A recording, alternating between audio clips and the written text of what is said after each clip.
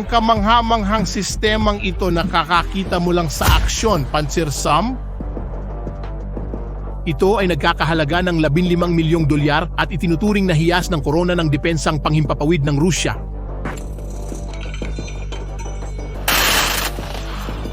Marami pa nga ang nagsasabi na ito ang pinaka-advanced na point defense system sa buong mundo.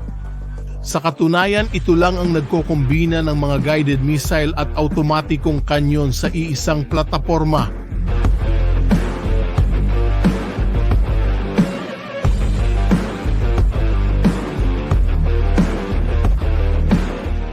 Ito ang dahilan kung bakit mahigit 10 bansa ang nag-ampon ng sistemang ito. Alam mo ba kung paano ito ibinebenta?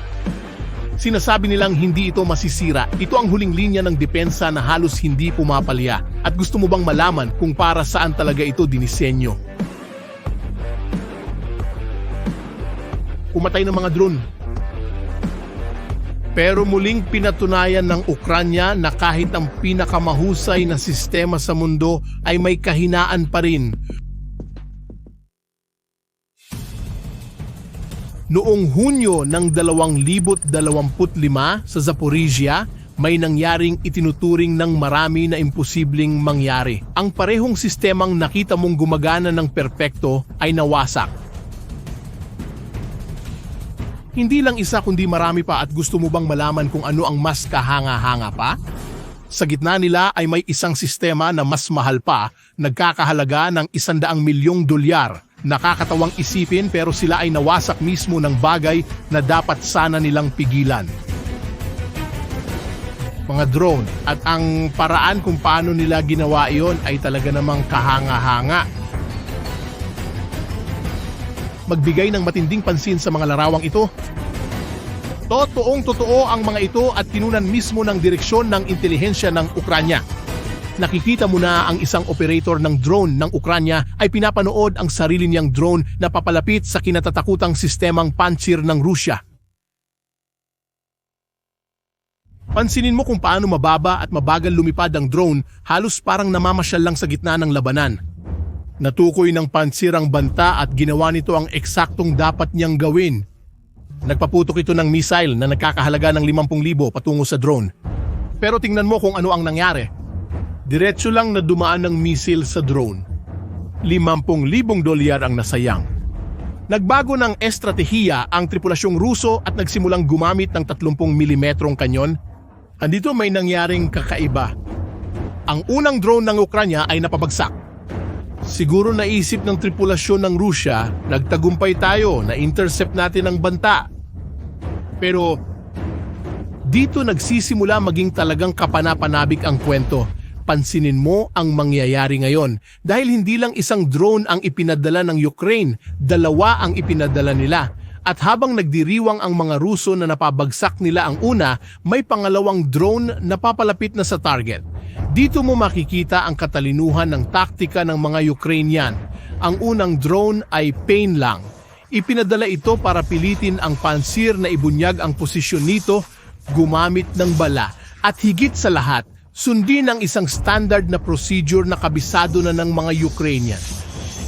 Kapag nakatumba na sila ng banta, palaging ginagawa ng crew ng Pantsir ang parehong bagay, iniikot nila ang sistema papunta sa bagong posisyon. Basikong protokolong militar ito, pero alam na ng mga Ukrainian yon at eksaktong sa sandaling iyon, habang gumagalaw ang Pantsir, umatake ang pangalawang drone. Masusing tingnan ang lugar ng tama. Hindi pinasabog ng drone ang buong sasakyan. Tinamaan nito partikular ang combat module, ang bahagi na responsable sa pagkontrol ng lahat ng sistema ng armas.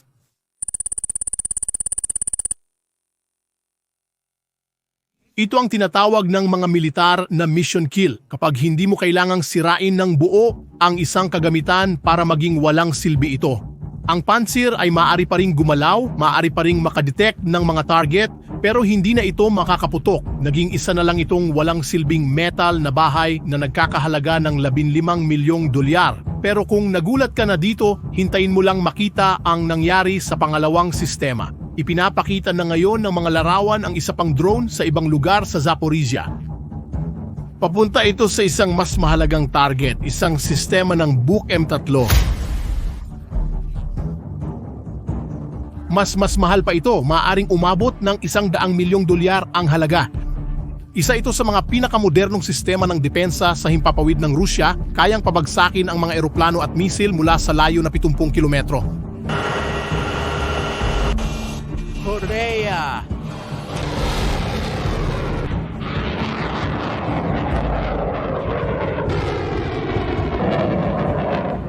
Pero heto ang pinaka-ironiko sa buong kwentong ito. Isang sistema na kayang mag-detect ng isang supersonic na jet fighter mula sa 100 kilometro ang hindi nakita ang isang drone na lumilipad sa 50 kilometro kada oras, 30 metro lang mula sa lupa. Ang drone ay dahan-dahang lumapit at direktang tumama sa seksyon ng radar. Walang radar, ang sistema ay tuluyang nabubulag. Kahit na meron kang lahat ng mga misil sa mundo, hindi mo pa rin matutunton ang iyong mga target. $100 milyong ang na-neutralize. Hayaan mong ipaliwanag ko ang isang bagay na siguradong ikagugulat mo. Ang teknolohiya sa likod ng mga drone na yan ay hindi naman galing sa ibang planeta. Sa totoo lang, nakakagulat kung gaano ito kasimple. Ang Ukranya ay nakabuo ng paraan para makontrol ang mga drone na ito gamit ang fiber optic, isang manipis na kable na kasing nipis ng hibla ng buhok na unti-unting nabubuka habang lumilipad ang drone. Ginagawa nitong ganap na immune ang drone sa kahit anong uri ng elektronikong panghihimasok. Kahit subukan ng mga Ruso na harangin ang mga signal ng radyo o gumamit ng elektronikong digmaan, wala pa ring epekto. Yung drone ay nananatiling pisikal na konektado sa operator. At may isa pa. Ang mga drone na ito ay gumagamit ng artificial intelligence para sa huling yugto ng pag-atake. Ang operator na tao ang gumagabay sa drone papalapit sa target, tinutukoy ang partikular na puntong gustong tamaan at pagkatapos ang artipisyal na intelihensya na ang kumukuha ng kontrol. Kahit maputol ng mga Ruso ang signal, alam na ng drone kung saan eksaktong aatake. Isa itong perpektong kombinasyon ng katalinuhan ng tao at ng eksaktong paggalaw ng makina. Ang mga eksenang ito nakakapanood mo lang ay nangyari sa Zaporizhia. Gusto mo bang malaman kung bakit ito napakahalaga?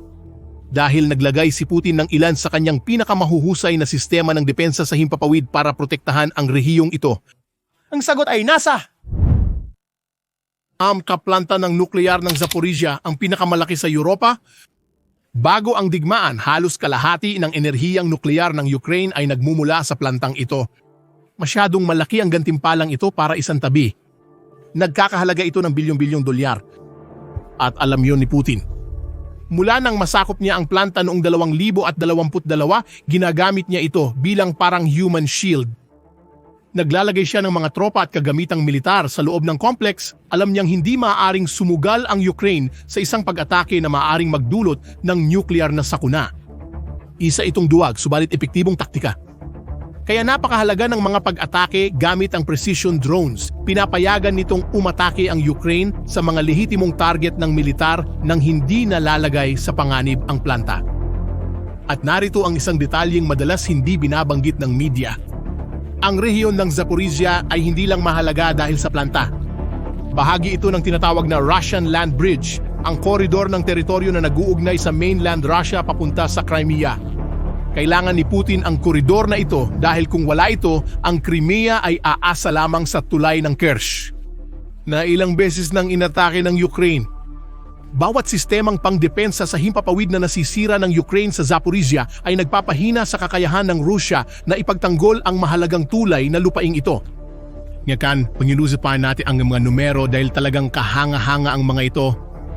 Sa dalawang sistemang nawasak sa operasyong ito, tinanggal ng Ukraine ang nasa pagitan ng 60 at $115 milyong na kagamitan militar ng Russia. Alam mo ba kung magkano ang halaga ng mga drone na gumawa nito? Malamang na mas mababa sa $1,000 bawat isa.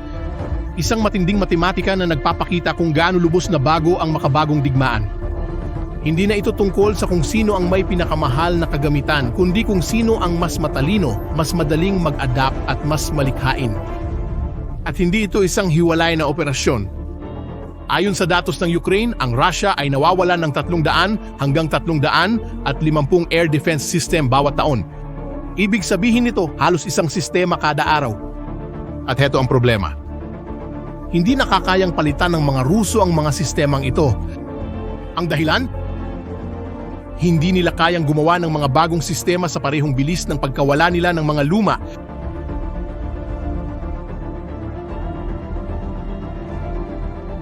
Malaki ang epekto ng mga internasyonal na parusa sa ganitong sitwasyon dahil pinagkaitan nito ang access sa mga kinakailangang advanced na elektronikong parte. Kaya napipilitan si Putin na gumawa ng mahirap na desisyon. Alisin ang mga sistema ng depensa sa himpapawid mula sa ibang mga rehiyon ng Rusya para punan ang mga nawala sa Ukraine. Gusto mo bang malaman kung ano ang inilalagay niya kapalit? Mahirap paniwalaan pero totoo ito. Naglalagay sila ng mga peking sistema, mga inflatable na replika na ang silbi lang ay linlangin ang mga satellite na mababa ang resolusyon. Isa itong malinaw na sinyalis ng pagkadesperado. At may mga epekto ito, mga epekto sa buong mundo. Mga bansa tulad ng Iran, Saudi Arabia, and maging ang Brazil ay bumili na ng mga sistemang pansir. Iniisip na nakakakuha sila ng makabagong teknolohiya. Ngayon, nakikita nila na ang mga parehong sistemang ito ay winawasak ng murang mga drone sa Ukraine. Ngayon, sandali mong isipin kung paano kaya ang usapan sa mga ministeryo ng depensa ng mga bansang ito. Milyon-milyon ba ang nasasayang sa mga hindi gumaganang sistema? Oo, walang duda, nagdudulot ito ng krisis ng tiwala sa teknolohiyang militar ng Rusya at magkakaroon ito ng epekto sa loob ng mga dekada. Mayroon pang isang psikolohikal na aspeto sa digmaang ito, nakakaunti lang ang nagsasalita. Ang patuloy na takot na dulot ng mga drone na ito sa mga tropang Ruso. Isipin mo na lang na ikaw ay isang sundalong Ruso at alam mong anumang oras ay maaaring lumitaw ang isang drone sa langit. Wala ka talagang mapagtaguan. Nakagawa na nga ng sariling termino ang mga militar para dito. Tinawag nila itong drone shock. Isa itong uri ng partikular na trauma na dulot ng palagiang at hindi nakikitang banta ng mga drone. At hindi ito biro, hindi talaga. Palaging naguulat ang mga tropang Ruso ng pagkabalisa, hirap sa pagtulog at laging pagiging alerto, na nagpapalubha ng pagkapagod sa katawan at isipan. Hindi lang kagamitan ang winawasak ng Ukranya kundi pati ang isipan ng kanilang mga kalaban. At narito pa ang isa pang nakakaintrigang detalye. Hindi itinatago ng Ukranya ang mga taktika nito. Ipinapaskil nila ang mga video ng mga pag-ataking ito sa social media, sa Telegram, sa YouTube. Mga video na kagaya ng mga ipinakita ko lang sa iyo. At gusto mo bang malaman ang dahilan? Dahil bawat video ay nagsisilbi ring isang sandatang psikolohikal. Bawat larawan ng isang sistemang Ruso na winawasak ay nagpapadala ng malinaw na mensahe sa lahat ng tropang Ruso na ipinapakita na wala silang ligtas na lugar kahit saan. Ito ay isang napakataas na antas ng digmaang psikolohikal. Pero hayaan mong sabihin ko sa iyo ang isang bagay na mas magugulat sa iyo. Ang operasyong ito sa Zaporizhia ay bahagi ng mas malaking kampanya. Noong Marso ng 2025, nawasak na ng Ukranya ang ilang sistema ng pansir sa Crimea gamit ang parehong mga taktika. Noong Abril, sinira nila ang 3 sistema ng Buk M3 sa loob lamang ng 12 oras. Noong Hunyo, bukod sa operasyon sa Zaporizhia, sinira nila ang isa pang Buk M3 sa ibang rehiyon. Isa itong pattern, isang sistematikong estratehiya para pahinain ang depensang panghimpapawid ng mga Ruso sa buong sinakop na teritoryo. Mukhang maingat na inihahanda ng Ukranya ang kanilang teritoryo para sa mas malaking hakbang. Sa doktrinang militar, ang mga operasyong ganito ay tinatawag na mga operasyon ng pagmomodelo. Pinapalambot mo ang depensa ng kalaban bago ka magsimula ng mas malaking opensiba. At sa ganitong paraan, bawat pansir, bawat buk, bawat sistemang pangdepensa sa himpapawid na nasira ay nagbubukas ng butas sa depensang panangga ng mga Ruso. At ang mga butas na ito ay maaring magamit sa hinaharap para sa mas malalawak pang mga operasyon. Lahat ng palatandaan ay nagpapakita na ang pangunahing layunin ay putulin ang tulay sa lupa ng mga Ruso. Kung magtagumpay ang Ukraine na umabante patimog hanggang sa dagat ng Azov, tuluyang maihihiwalay ang mga puwersa ng Ruso sa Crimea. At kung walang sapat na depensa sa himpapawid, mas nagiging posible ang operasyong ito. Ngayon, isipin mo, kung ikaw ay isang general ng Ruso ngayon, ano ang mararamdaman mo? Ang iyong pinakamagagaling na sistema ng depensa sa himpapawid, yung pinakapinagkakatiwalaan mo, ay isa-isang hinahanap at winawasak ng mga drone na mas mura pa kaysa sa isang cellphone. Ang iyong ekonomiya ay nasa ilalim ng mga parusa, limitado ang iyong produksyon militar at napipilitan kang gumamit ng mga peking sistema para lang matakpan ang mga butas. Isang desperadong sitwasyon ito, walang duda. Pero hindi lang ang Rusya ang apektado ng sitwasyong ito. Mayroon itong pandaigdigang epekto na lagpas pa sa silangang Europa. Tingnan mo, ang Rusya ay isa sa pinakamalalaking nag-export ng armas sa mundo, lalo na ng mga sistema ng depensa sa himpapawid. Ang mga umuunlad na bansa ay bumibili ng teknolohiyang Ruso dahil mas mura ito kaysa sa mga alternatibong kanluranin. Pero ngayon, matapos makita ang mga sistemang ito na napahiya sa Ukraine, marami sa mga bansang ito ang muling nag-iisip tungkol sa kanilang mga binibili. Ang reputasyon ng militar ng Rusya na binuo sa loob ng mga dekada ay unti-unting bumabagsak sa aktual na panahon.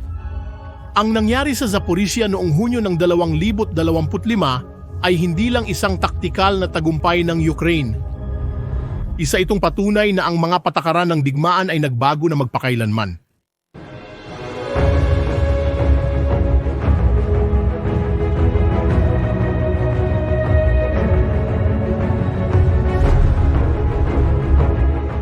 Hindi na ito tungkol sa pagkakaroon ng pinakamahal na kagamitan, kundi tungkol sa pagkakaroon ng pinakaangkop na kagamitan.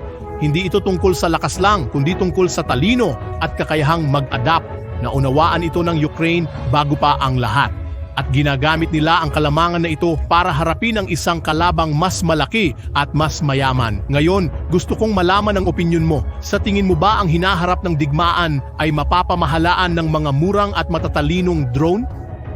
O kaya naman, ang mga tradisyonal at mas mahal na sistema pa rin kaya ang patuloy na gagamitin?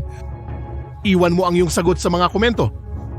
Kung nagustuhan mo ang pagsusuring ito, mag-subscribe ka sa channel at i-activate ang bell para hindi mo ma-miss ang mga susunod na video. Salamat sa panonood. Hanggang sa muli.